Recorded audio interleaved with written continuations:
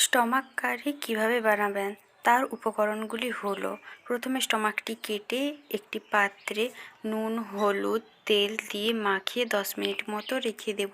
এরপর একটি পাত্রে পেঁয়াজ, রসুন, আদা, টমেটো ও ধনেপাতা কেটে নিয়েছি। এরপর একটি কড়াইতে তেল দিয়ে তেলটি গরম হয়ে গেলে ওতে আলু ও পেঁপে কুচি দিয়ে ভালো করে লাল লাল করে ভেজে নেব। পেঁপে কুচি দিলে মাংসটি ভালো করে সেদ্ধ হবে।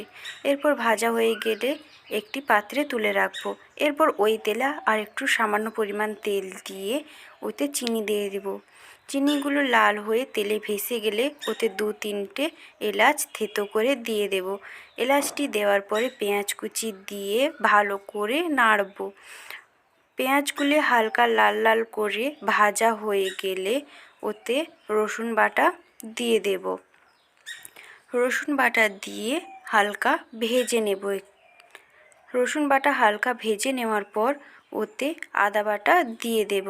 আদা বাটা দিয়ে মশলাটি ভালো করে কষে নেব। কষে নেওয়ার পর ওতে আগে থেকে কেটে রাখা টমেটো কুচিগুলো দিয়ে হালকা নেড়ে নিয়ে ওতে লাল লঙ্কার গুঁড়ো, হলুদ গুঁড়ো, জিরে গুঁড়ো, ধনে গুঁড়ো, কাশ্মীরি লাল লঙ্কার গুঁড়ো ও সামান্য পরিমাণ মতো নুন দিয়ে দেব।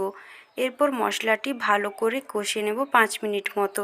মশলাটির গা থেকে তেল ছাড়তে শুরু করে গেলে আগে থেকে ম্যারিনেট করে রাখা স্টমাক ও আলু ও পেঁপে দিয়ে দেব। এরপর মশলাটিকে সবগুলো ভালো করে মিশিয়ে নেব। মিশিয়ে নেওয়ার পর ওতে ওপর থেকে ধনেপাতা কুচি ছড়িয়ে দেব। ধনেপাতা কুচি ছড়িয়ে দেওয়ার পর মশলাটি কষে নেব 10-15 মিনিট মতো। 10-15 মিনিট মতো স্টমাকটি কষে নিয়ে এরপর ওতে পরিমাণ মতো জল দিয়ে দেব।